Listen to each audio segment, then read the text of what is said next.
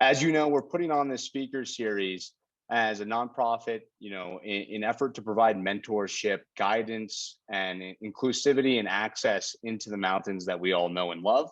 And as part of that, we ask you to, if you find in your hearts or you have the availability to donate, we are currently fundraising for our junior mountaineering team to go to their end of the year Tetons trip. Anyone who's been to the Tetons knows how fantastic it is and how memorable it is, especially in a learning environment that we provide to our junior mountaineering team. So we are still fundraising for that.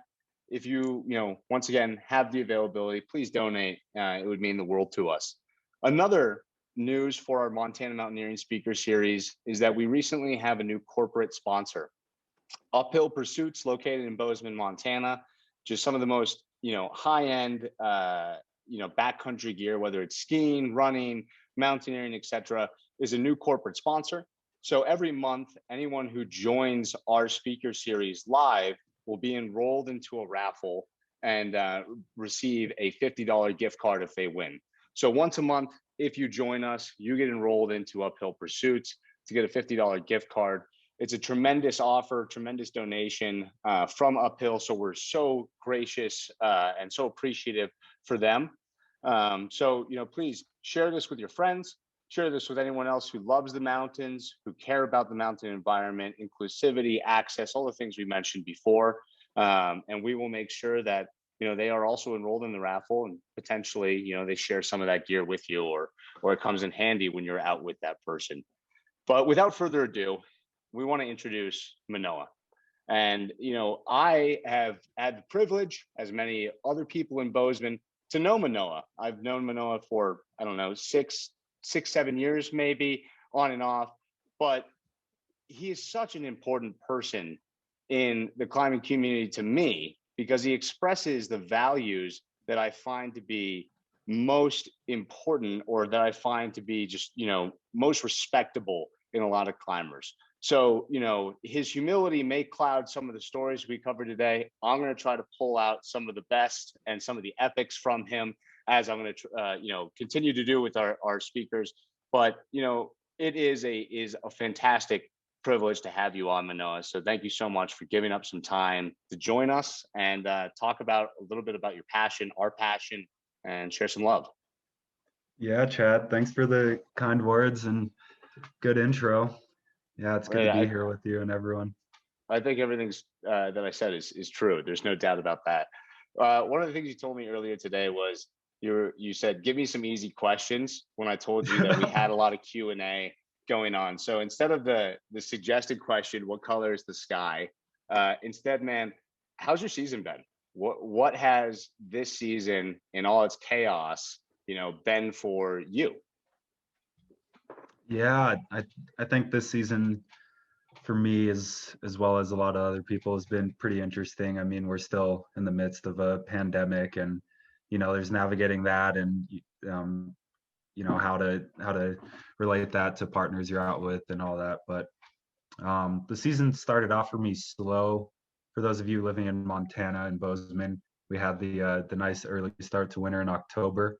I think it was end of October when the first snow and negative 10 temps came. At that time, I had just gotten COVID. And yeah, I saw you, Chad, in the parking lot for the testing center. Luckily you didn't have it and I had it, but I was locked up in the house while, looking at other people getting out and skiing and climbing. But yeah, that was the start to my season. And fortunately, COVID wasn't bad for me at all. I just had minor symptoms, no fever or anything like that. Just had minor symptoms for a couple of days, but it's been good rebounding off of that to have some antibodies and be able to not worry too much about, passing on the virus or contracting. Yeah, absolutely. Yeah, but I think for me, the season always starts off, like guns a-blazing. As soon as the first ice comes and the first snow, I'm like out there as much as I can before work, after work, multiple days a week, days on end. But towards the middle of the season, when it gets really cold and I'm kind of, letting my body rest from getting after it in the beginning. I start to slow down and, get into like a sustainable rhythm of, going out just, a few to 4 times a week or whatever, and being intentional about, making time to have like conversations with people instead of like being only objective minded. Yeah. But Yeah, yeah, it's been a good certainly. season so far, and been able to meet up with a lot of old friends and new friends and get out climbing.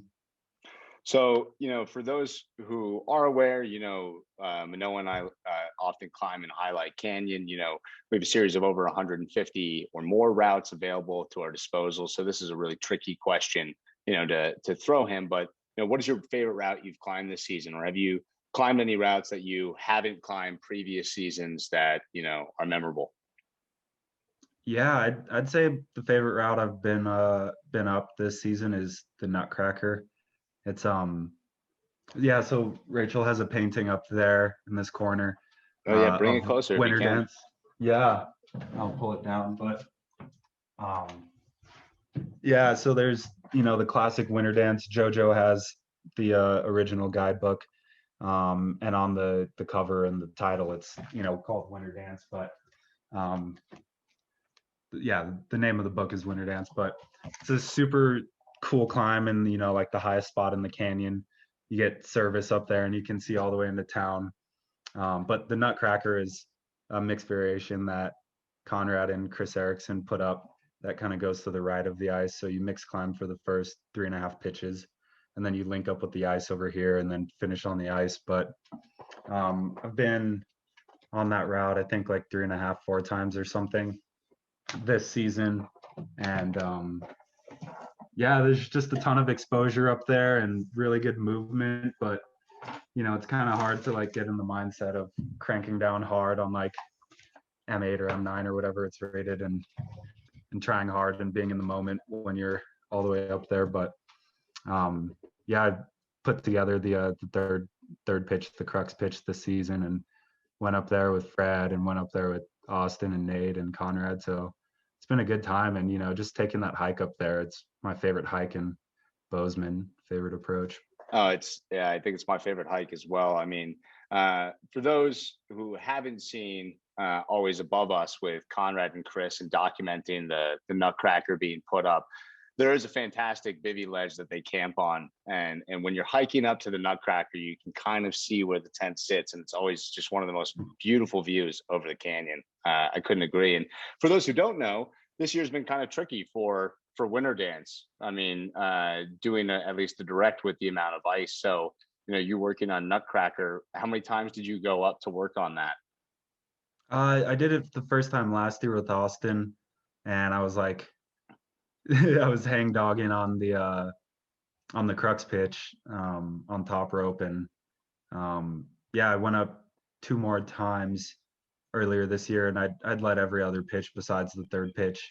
But yeah, on my fourth time on the route, first lead on the third pitch, got it wired, and got some key beta from Austin on like these little hidden holds on Yep. kind of in the middle of that pitch. But Yeah, that open book section's like pretty crazy and yeah, difficult. Yeah, it um, was. I've only been to climb it once, but that was just because nobody else would climb with Jeff Gerard, so that was an experience in and of itself. But yeah. another thing that I saw, you climbed that with Malik.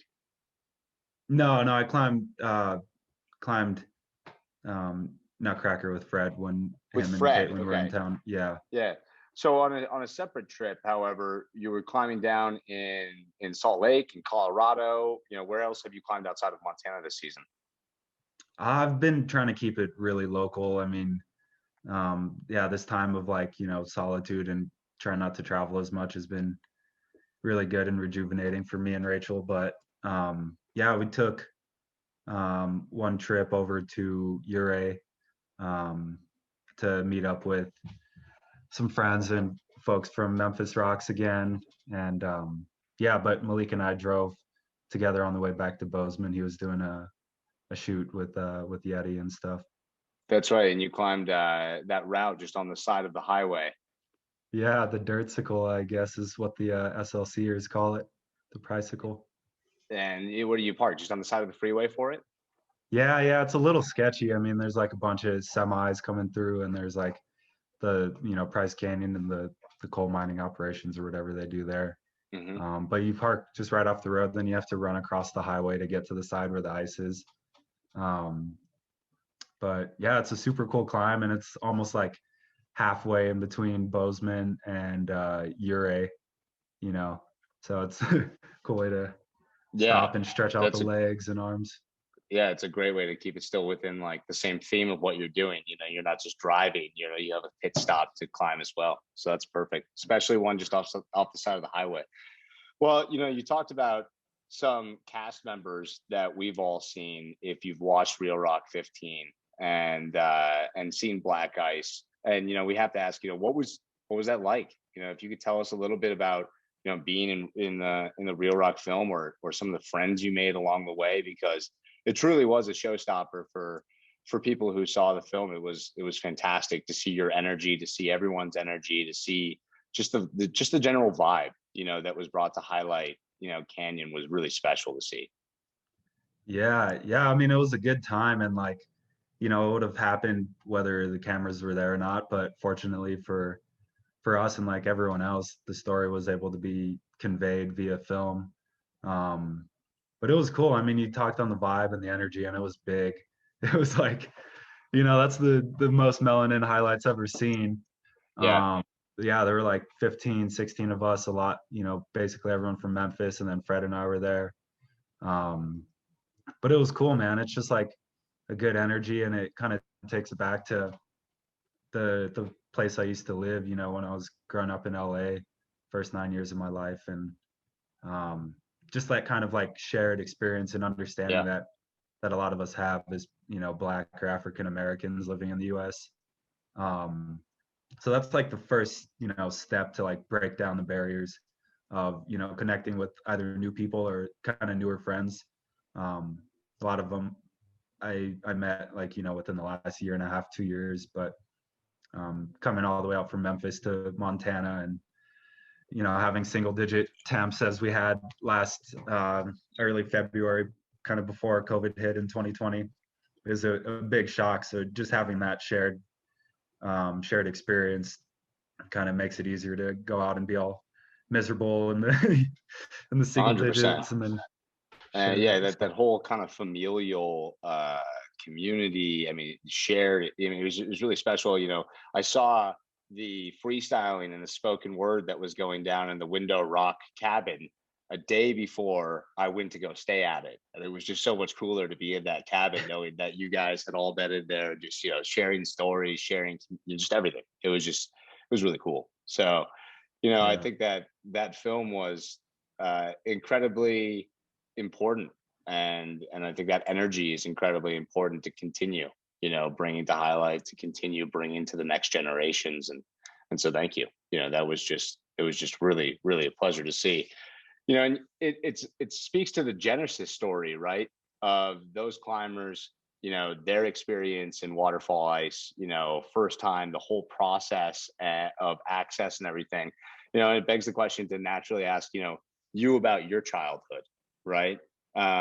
So if you could tell us just a little bit about, how or who is Manoah? How did Manoah, if you could tell us from Compton to Spokane a little bit, that section in particular, and your parents, because I think that there's just, so much beauty in some of that in your family.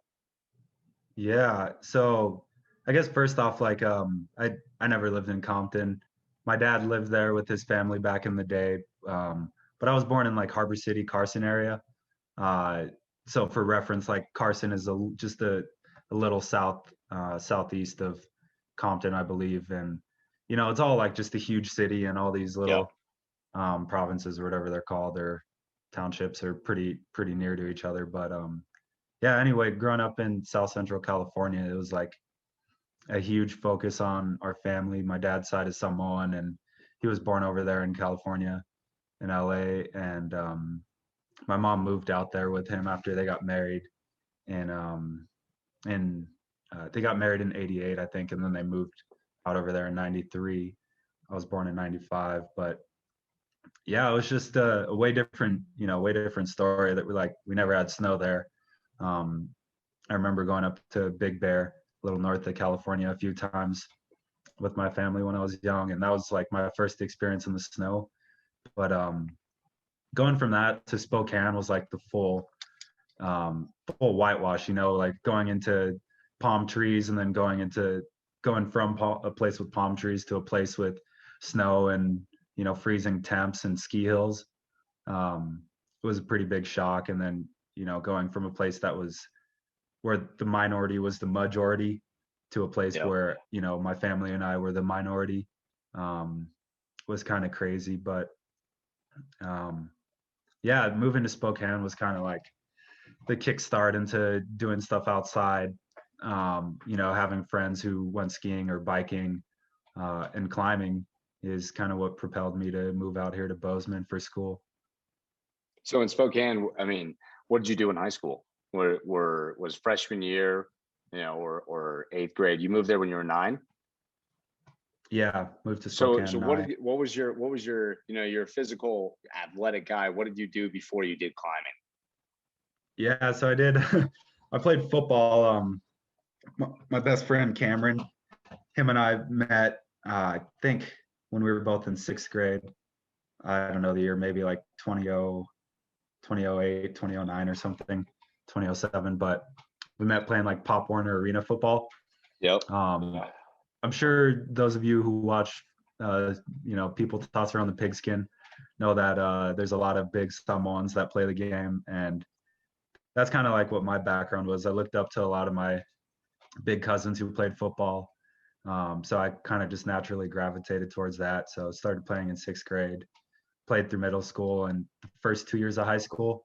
And then I realized like I'm the same size right now that I was back then. I kind of stopped growing. Kind of stopped at like 5'10", 5'11", 150, 60 pounds. And I was like, yeah, now I'm just getting crushed by these big dudes. That competitive advantage was gone. And yeah. But yeah, then I started doing track after that, did the long jump and triple jump.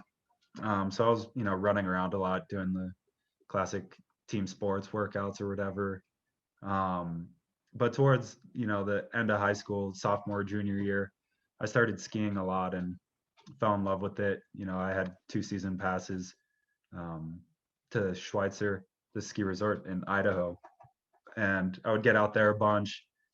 And there's this kind of mindset shift between like, using your body to do something active in a way that gets your body exercise, but without like the mental pressure of competing and having like a winner and a loser. It was just, using your body to experience a movement without having someone be like, oh yeah, I lost, or oh yeah, we won.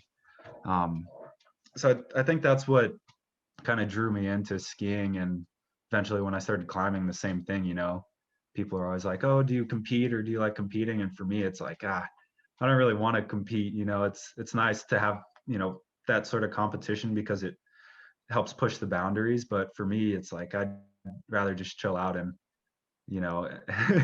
and not have someone win and lose. But yeah. So you started climbing. What were the first places you climbed in Spokane? So my friends took me out to, the first time I went climbing was outdoors in this state park called Camillin in Post Falls, Idaho. It's like 10, 15 minutes away from Spokane where I live. And yeah, I top rope there a handful of times.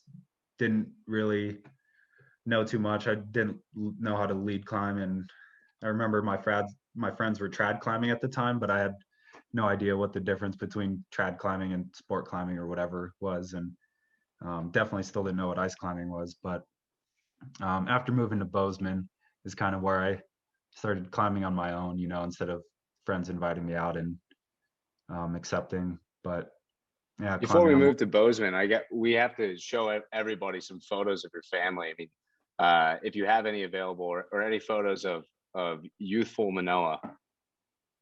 Yeah. Let me try to find. I feel like you always embody the spirit of youth, but a younger Manoah.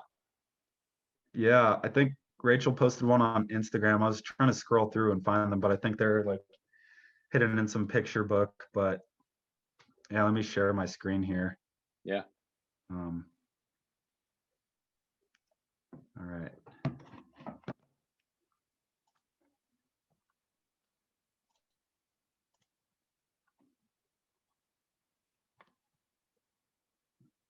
Okay, almost there.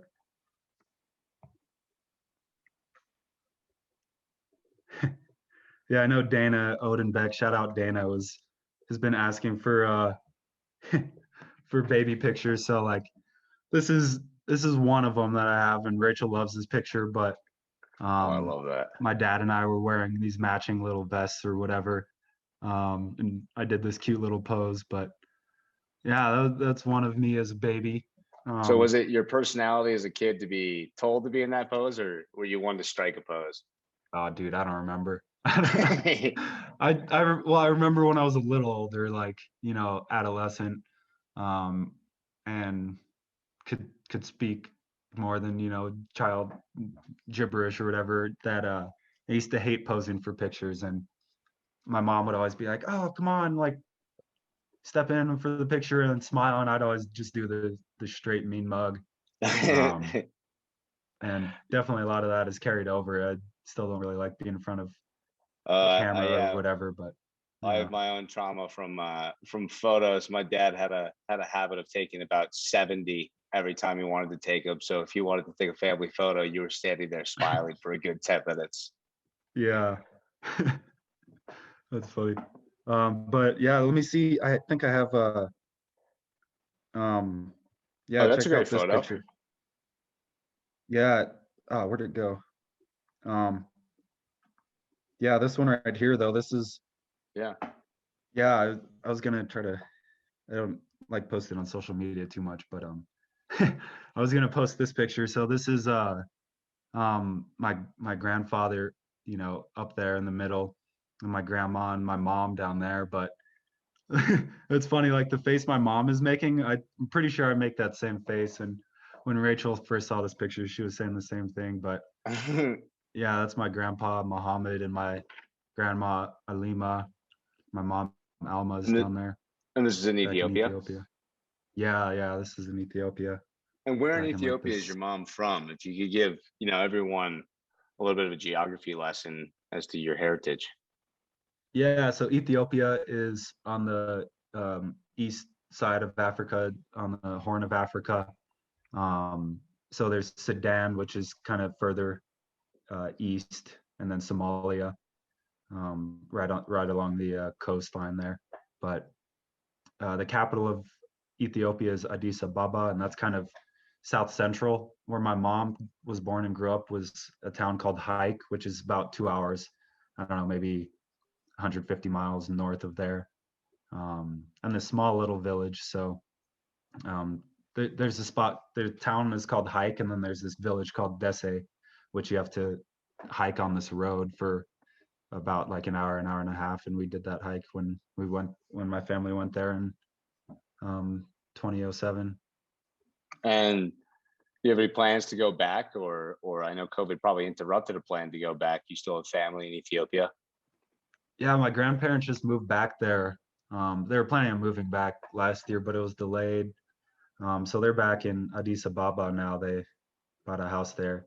They worked super hard in the States and like didn't spend any money, saved up all of it, and like brought a lot of our cousins out here under the guise of their, or I guess this might be incriminating, but they adopted a lot of our cousins, so it was legal. Yeah. But a lot of my mom's cousins, that way they can move over to the States as well. But yeah, they're back in Ethiopia, and yeah, I had a trip planned to go to Ethiopia to visit my grandparents um, and then do a little bit of climbing there. And it was a trip I pitched to the North Face as like an expedition or whatever, and it got approved. But it was set for April 2020, Hmm. 420, and it got put on the backboard. It's still going to happen sometime, but there's been some political turmoil and genocide in Ethiopia these last few months.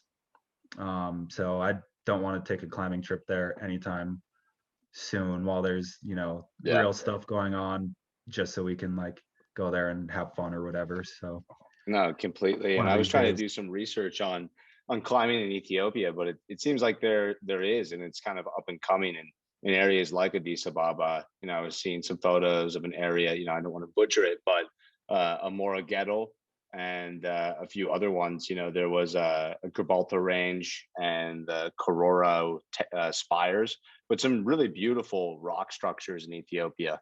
So Yeah. I'm sure that we're all excited to see you complete that North Face trip. So, we can vicariously experience some of the beauty of your mother's homeland. Yeah, it'll be good to go over there. Yeah, it's nice rock. It's a lot of desert over there. And then there's the Ethiopian highlands that were formed by this mid-ocean ridge. But yeah, there's like super high mountains there. And then there's also these, big valleys. But there's rock similar to kind of the rock in Arizona and Moab, where it's this kind of sandstone, but it's little chossier over there than it is in the creek. Yeah, we'd also be remorse not to mention your mom's amazing culinary abilities. So, when you guys first moved to America, did your mom have a restaurant in California as well, or did you just start that in Spokane? And No, if you could talk a little bit about your mom a little bit more, yeah, because of course. I think that all due respect, she's that food needs to have a little talk on it. Yeah, yeah, and thanks for shouting out my mom. She's amazing. Alma's, you're the best, but I love you. Yeah, no, she didn't have an Ethiopian restaurant in California. She taught preschool there, so she taught kids. And then when we moved to Spokane, there were like no Ethiopian restaurants and a tiny Ethiopian population, which kind of like trickles over from Seattle. I think there's a much larger population of Ethiopians there. But yeah, it had always been a dream of hers to bring her culture and her food and her love for it and her love for serving people. That's the big thing. It's like Hmm. the restaurant industry. It's also called the food service industry, and the focus should always be on the service. Like a lot of us living in first world countries eat 2 to 3 meals a day, but if you go out to a restaurant, it's one of 3 meals a day, maybe one of two. um, but it's all centered around the experience, the people you're there with, instead of just scarfing down food and getting your nutrition in. It's Yeah. more than that. But anyway, yeah, so that was her dream, and she opened her restaurant in Spokane called the Queen of Sheba in 2010. I was just I think starting freshman year of high school there. So my sister and I got roped into to helping open the restaurant and to working there. And that was my first job in high school. Worked there all throughout high school and for like the first year of college, when I would go back home for a break or whatever. Yeah, I really wish we had an Ethiopian food here, Manoah. Hint, hint, nudge, nudge. Eventually, at some point, that'd be Yeah. a really good idea. But Lauren and I, we because I spent a little time in Tanzania, try to make ugali and a number of other things. But we whipped open the recipe for injera, and we're about to get our teff, Yep. to start fermenting, and we know the multiple day process there. So we're really excited to make a big Ethiopian night. I was looking at actually your mom's menu and trying to get Mm. some ideas myself. Yeah, that was cool to see that text from you the other day when you said you were gonna start fermenting in Jeddah, and I was like, yeah, Yeah, Chad. I But was yeah, like, it's all right, good stuff. here we go. I've made kombucha before. I can ferment the Jetta. Let's get this going. So Yeah. that's fantastic, man. Another thing I want to mention is that I noticed, at least in knowing you, is your progression in climbing has always been fast. And I mean that from when I saw you inspire when we were younger to even just like the crazy weird nights we spent training in a storage unit. But it went from like there to spider wall in the winds to climbing really strong, routes. And I think that some people want to know a little bit about the two-edged sword of mentorship in your life. Who have mentors been, in your life, and are you a mentor to anybody, or the reciprocal side of that? How will you be, or what do you plan to leave footprints for? Yeah. So I guess my sort of background is I'm a little stubborn, and I don't know, I get that from one of my parents, but I've always been like kind of individual where I didn't want someone else to teach me how to do something, or someone else to, have the opportunity to take credit for anything, whether it was, chemistry class or math or whatever. Um, or if it was climbing or skiing. When I started skiing, I was adamant as a child to my dad, like, I don't want to take ski lessons. I want to like go out there, fall, figure it out for myself. Because I like that sort of puzzle style challenge, of like being aware of what your body's doing and trying to adjust so that you can do it better. And it was a similar thing with climbing. I didn't take any classes or anything, but I think mentorship works best, at least for my personality, when it's not super structured, where it's not like a set time and a set date, because I don't really like stuff like that. But like it's more of just a relationship where there's one person who's maybe a little older or mainly more experienced, and they're just casually sharing um, their skill set or their knowledge with someone else. Um, and for me, I think a lot of the mentorships that I've been in, I mean, I guess a lot of people know that I climb with Conrad, and it's kind of broadcasted out there, but yeah, he's definitely a mentor in my life, but a lot of it is super low key, it's like just stuff that I glean from him, stuff that you visualize and you notice with your eyes or your ears that you try to emulate. And the main thing that I learned from him was his relationship and how he treats Jenny. Hmm. Obviously, Jenny's a crusher and she's amazing, but right now she's not trying to climb all the time, which is great. But Conrad still is that, that's still part of his gig. So just watching like how we would come out of the canyon and he would call and check in with Jenny, or before he leaves on a trip, and just always trying to do as much and prioritize time with her. I definitely took that page out of his book with my relationship with Rachel. When I first started climbing, I was like, oh yeah, I'm just going to climb all the time and try to try to improve as much as possible so I can climb more things and have more fun and enjoy the movement more. But it's really easy for that to become selfish, where you're taking away from other people's time or experience, going outside. If you're just on a mission and your like head is down and you're just trucking through, and you're not taking time to slow down and just enjoy being outside and the peace that it brings. But um yeah, and then as far as like mentorships that I'm in right now, oh, I forgot to mention Michael O'Connell and Mike Mann. They took me out ice climbing for the first time. The first time I climbed the Grand Teton was with Michael O'Connell and Patrick O'Connell. They're brothers and twins that live here in town.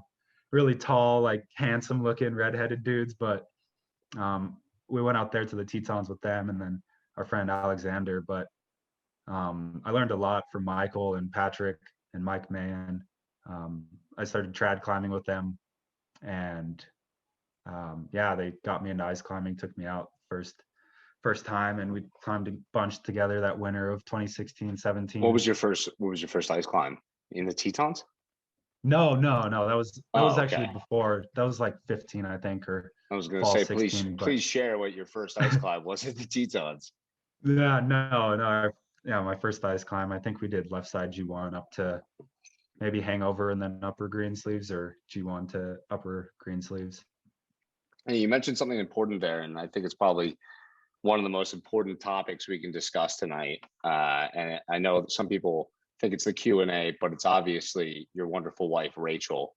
And, your relationship together is, I mean, it's something to wish for for a lot of people when they see you guys and your harmony and your strength. And I remember when you and I climbed earlier this season and we were just goofing around, I asked you, what is one of your, most common partners this season, or what is your biggest partner been this season? You said probably Rachel. And I just thought that was the coolest thing, just to hear, and when I see you guys together. So, tell us a little bit about your wife. And you showed us some of her art, but where did you guys meet, and what's some of your story? Let us into some of that love. Yeah. And I don't know. I can't really like narrow it down to one partner I climb with. I like hanging out with a lot of different friends and try to climb with, different people. But yeah, anyway, Rachel and I, we live together. So it's like when she would get off of work and when we were both psyched out of our minds in the beginning of the season, we'd be like, oh, well, we could just go up at night. But yeah, Rachel and I met when I was working at REI. It was the summer of 2016. She had just moved to Bozeman from Spokane. And yeah, we met there, ended up having this mutual friend. And yeah, we happened to go out climbing the next day.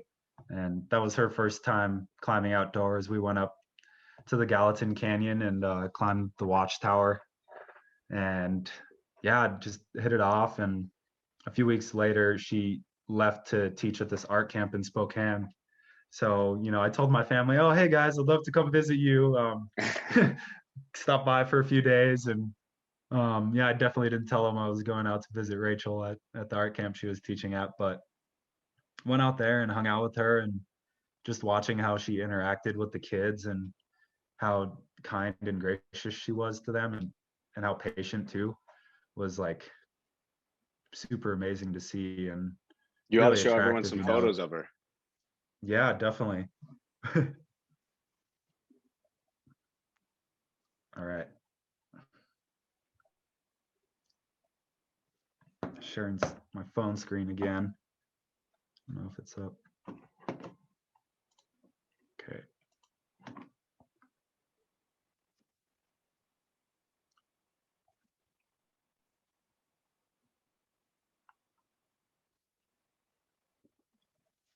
Okay. Oh yeah, so here's a picture of Rachel and our pets. We have Chidi there on the left, and then Fela on the right. They're Nigerian dwarf goats that are sisters. They're amazing. Are those both Nigerian names? Yeah. You know Fela Kuti. Yeah. Uncle Fela. But and then Chidi is another Nigerian name. They're both super strong and powerful names, and we named them with the utmost respect for those names. But yeah, yeah, and here's another one lounging in the warm weather. But they're cool. They're like mixes between a dog and a cat's personality, but they love to climb too, and they always try to get as high as possible.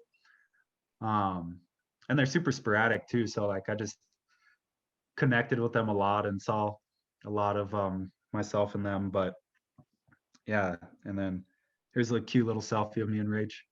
Oh, I love it. Yeah. So. And how long were you guys together before you proposed? We were together for 2 years before I proposed, or a year and a half actually, but we were dating and / engaged for 2 years before we got married. That's awesome. And so for anyone who owns House of Highlight, you've seen some of Rachel's art, but she's a tremendous artist, just a tremendous artist in all regards. And I think that, a lot of the ones I've seen, but I don't know if it's obviously not her only medium, but her watercolors are really fantastic. And, so if you haven't seen them, certainly check out Rachel's artwork, because it's something special. And I guess, Manoah, have you taken any art lessons? Is art also in your hand? Talk to me about that. Is it a shared passion? She's come over to ice climb with you a lot. Do you go out to go paint with her a lot? So I've always had bad handwriting, and part of that translates into a paintbrush as well. But I've done 2 paintings. The first one I did was with Rachel at the art camp, and it was absolute garbage, but we saved it anyway. It was like, yeah, but I've always had a passion about art.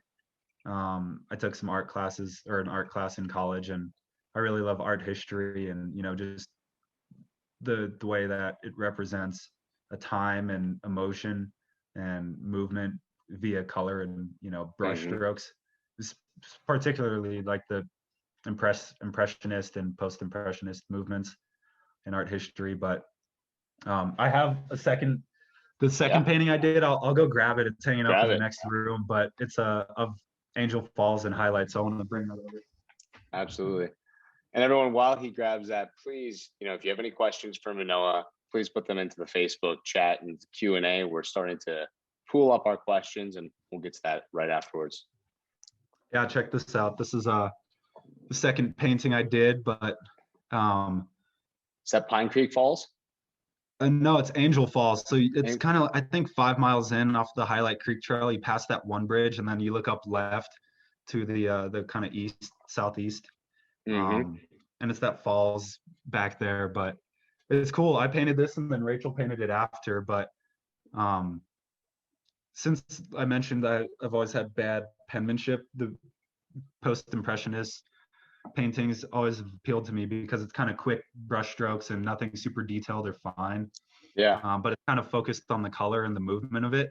And one style that thrives for those type of paintings is en plein air, painting outdoors, which Rachel does a lot of, when we're out climbing.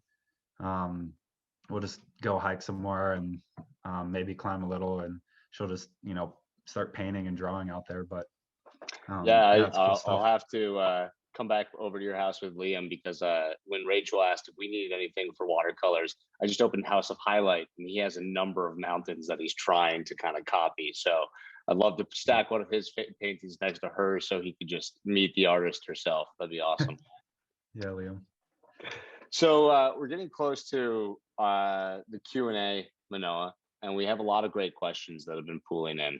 So I really want to thank everyone for putting those together. And, once again, thank you for just a wonderful conversation, letting us know a little bit more about you as an individual that we all respect, and learn more so we can even respect you more, and, share a little bit of excitement about this year. One of the questions that I think I want to throw in first, since we were just talking about art and you were talking about just the different types of movement in art, is, how does music and art influence your climbing? People who don't know Manoah, you're an extremely musical person. And I want to tie into this question at the end. If you could just drop a couple artist suggestions for people. Yeah. I wasn't going to ask you to create a playlist, but if you could give 3 artist suggestions for everybody. So how does music and art influence your climbing? And give us a couple suggestions to put into our playlists. Yeah. And Chad, when you originally asked if I dabble in art, I was going to respond with, well, I do musically, just listening to music and picking up on that. And then also like climbing, it's a form of art.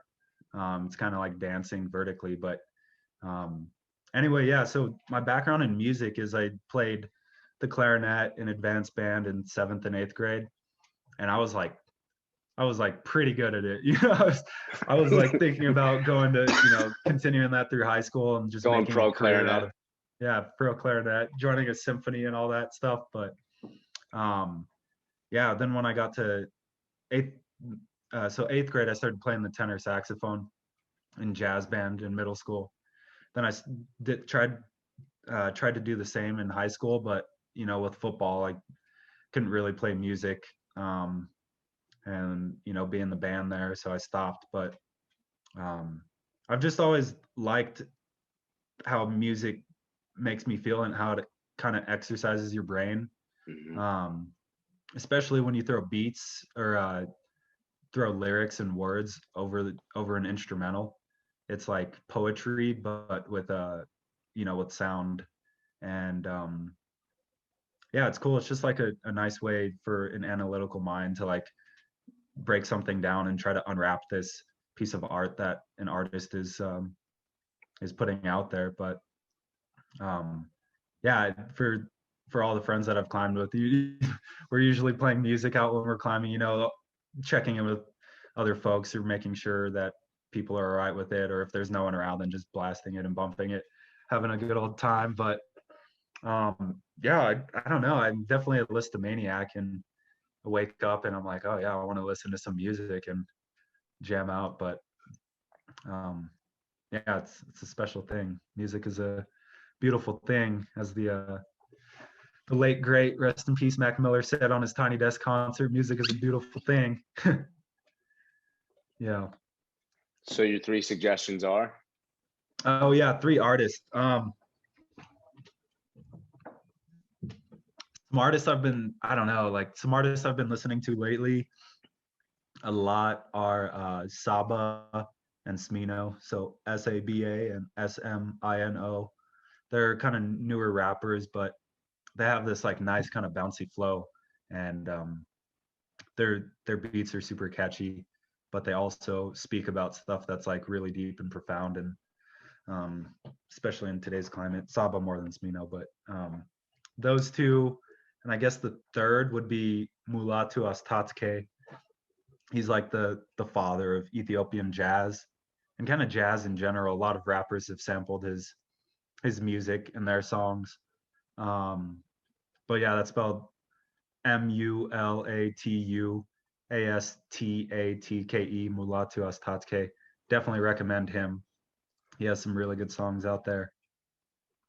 Yeah, I mean, ever since you turned me on to Ironing Board Sam, I've kind of been hooked on that. So I appreciate that. Yeah. Yeah, Super Another, Spirit. That's a good album. oh, it's great. It's absolutely amazing. Yeah, two other ones that Manoah turned me on to. If you guys haven't heard it, Ironing Board Sam and the Nujabes, Nujabes. All credit to Manoah for just kind of expanding my library of great music to climb to and drive up to highlight to. Another question that came in is, what advice would you give to those looking to get into climbing? It's a hard question because it's so vague. Yeah. There's like a bunch of different ways to go about that, and it's a big subject. But I would say don't take it too seriously, and I think there's like this weird stigma of like experience and getting into climbing. You know, I think all of us have noticed when you're at the gym and climbing how like everyone's watching you while you're climbing, but then when that climber comes down, everyone looks away. And I feel like that pressure of people's eyes is pretty noticeable, and I think that's kind of like a big barrier to entering into climbing. So just like surrounding yourself with people who aren't like, you know, jeering at other people while they're climbing, or like making stupid jokes, or you know, criticizing people's experience or whatever they're doing. And obviously safety is a different thing. Always be safe, but like just don't take it too seriously. Prioritize fun and having a good time, because that makes it so that you improve more, and that you want to go out, and it makes it way easier for you to prioritize it when you know it's like going to be a good time, instead of like this thing where you're like running on a treadmill to get exercise. Yeah, absolutely. I think it's a perfect segue to the next question, which is, do you view yourself as a role model for the next generation of climbers? How do you navigate the pressures of being in a role like that? I mean, I've never really wanted the spotlight to be on me, or to like, you know, be a role model, but like, I guess to answer that question objectively, I mean, yeah, I'm a role model, you know, like, especially with the opportunities I've had to go to Memphis Rocks and to climb with these younger people who look up to me, and they're like, oh, well, this guy looks like me, and he's out there climbing, and he climbs with the North Face. But definitely feels like a lot of pressure for me. And over the last couple of years, like kind of being in the spotlight via North Face and stuff, I've definitely learned a lot in how to you know, kind of stay true to myself, and to stay kind of sane. And I don't know, a lot of that has been just like talking with friends and with Hmm. Rachel and family about it, and just knowing that it's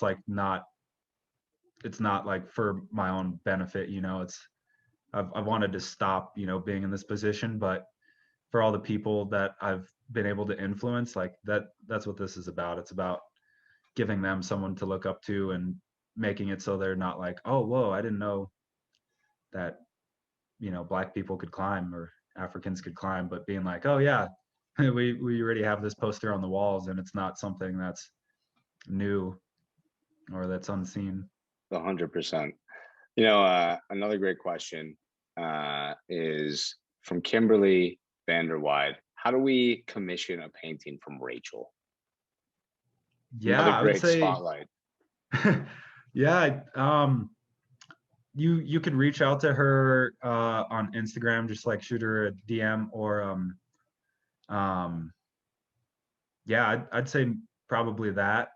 Um, but yeah, I'm not sure what email she uses for that, but yeah, she's willing. She's been kind of low key, and both of us through this last year, like, yeah, we kind of just want to kind of tone down what we do, climbing and art, and just focus on life, because it's Hmm. those two things aren't, that's not life, but it's things that enhance it and make it awesome. So, but yeah, No, I think just reaching out on Instagram is the way. I love that question came up. So if you want any commissioned art from Rachel, reach out to her on Instagram and see if it's possible.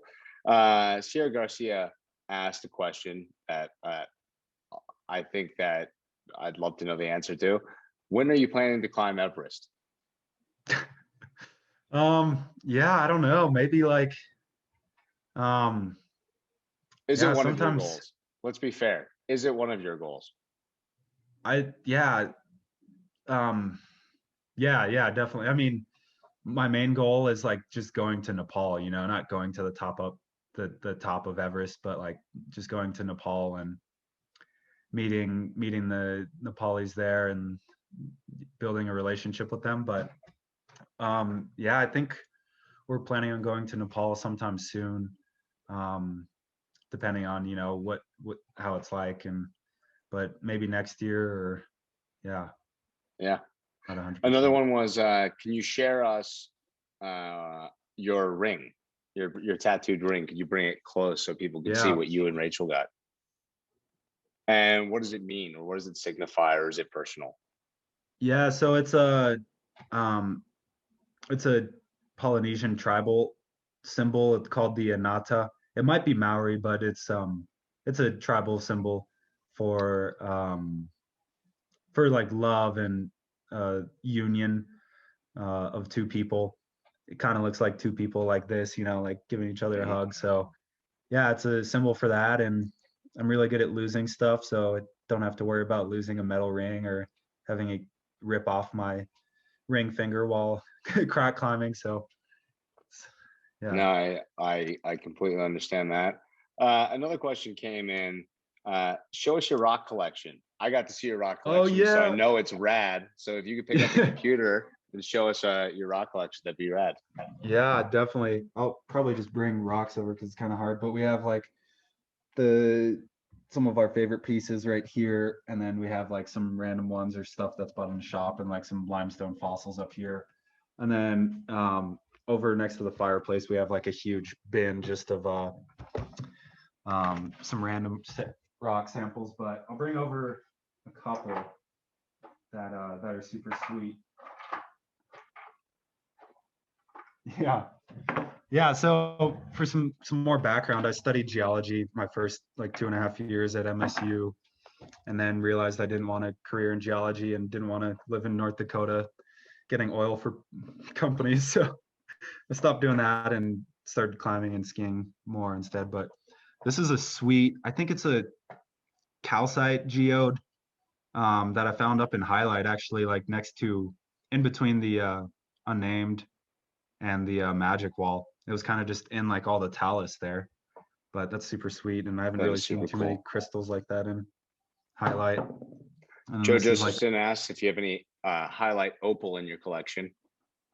yeah, that's what this is, Jojo. Oh, So right there. Yeah. yeah, this is a cool like shark tooth shaped one that I think Rachel and Dana and Patrick and some other friend, they hiked up to Chisholm and then found this, but it's kind of hard to see on the camera. But highlight opal is this super beautiful, kind of bubbly, clear, opaque, volcanic version of opal.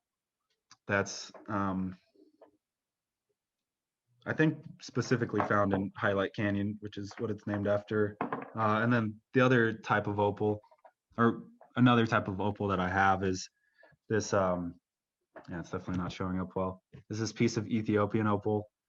My mom got this from a friend in Ethiopia. It'll probably show up better if you hold it in front of your black shirt. Oh yeah, true. It's kind of hard to get the light right. It's just I think I was totally amber. wrong on that suggestion anyway, so don't worry. Yeah, I think the light above my head is. Anyway, You can see it now. it's Yeah. super cool. It looks amber, but there's this movie on Facebook called Uncut Gems with Adam Sandler and KG Kevin Garnett. If you want to like see what highlight a nice piece of highlight opal looks like, but it's yeah, it just sprays all these colors that look like a rainbow when light hits it in a certain cleavage. Yeah, and then this is one for I can just talk about rocks all day, but this is like this cool little piece I found outside of Arches in Utah, of some horizontally It looks set like the Pantheon. sandstone. It Yeah, looks I like know, right? It columns. looks like Yeah. fake structure. Yeah. Yeah, and then with these calcite crystals in between. But it's kind of reminiscent of how the arches in Utah form through dissolution and weathering and stuff. Well, Manoah, we reached the end. Yeah. Our question and answers are run out, but I just wanted to tell you how extremely grateful we are for your time tonight. Thank you for giving us all an hour and a little bit of a lens into your life, your season, your passion. It's just been really, really special. So I thank you for that. For anyone who didn't know, Manoah also celebrated his birthday in February. So happy belated birthday to you, buddy. I hope you've been enjoying the book. We're digging into some more stories that I got to share with you. So we'll get our book club going on fast and furious. But thank you everyone for tonight, and thank you for joining the Montana Mountaineering Association Speaker Series. This was a really, really special event. So we appreciate you once again for joining and asking for your time, asking for any spare money that you have for philanthropy in your local area that is focused on mentoring in the mountains, focused on inclusivity and access to the mountains. We're really grateful of your time. Once again, we're grateful of our sponsors, Uphill Pursuits. And after this, we will get our randomizer going with everybody who was in attendance to this month's series. And we'll shout out who won the $50 gift certificate. So you'll get that notification very shortly. I want to shout out our upcoming speakers. Next month, we're going to have Tim Banfield, fantastic adventure photographer. He's also the individual who runs ice climbing as a page on Instagram, but probably the least photographed photographer out there. We will also have Patrick Odenbeck and Tom Kingsbury talking about all the time out in Pipestone and the Boulder Batholith and the history there that's rich in Montana. We'll have an individual, Jack Ulrich, who's talking all about his first ascents, ski or kite skiing throughout Montana. He's an amazing aerial skier. And then in June, we're going to have Joe Josephson to talk about the Beartooth. We're going to have a lot more speakers throughout the summer and into the fall. But, just as a reminder for everybody, we're asking for a $15 donation for this speaker series. All of these will be recorded. This is access to you. All of those proceeds go to our junior mountaineering team and their, end of the year trip to the Tetons. So it means a lot. It means a lot to us. But, most importantly, thank you. Thank you for the time. Thank you for the participation. Thank you, Manoah. And, anyone out there, let's give Manoah a virtual round of applause and a happy birthday. Thanks, everyone. Thank you, yeah, man. Thanks, Chad, for putting this together. And yeah, definitely support MMA, Montana Mountaineering, and Uphill. The folks over there are awesome. And respect for opening up a local shop in Bozeman again. Definitely need 100%. 100%. Well, everyone, the recording will be available on Facebook and Instagram, so you can share it with anyone who missed it. But for now, we wish you farewell and have a fantastic night. Manoah, my friend, love you, and thanks a lot for your time. Much love. Peace out, y'all. See ya.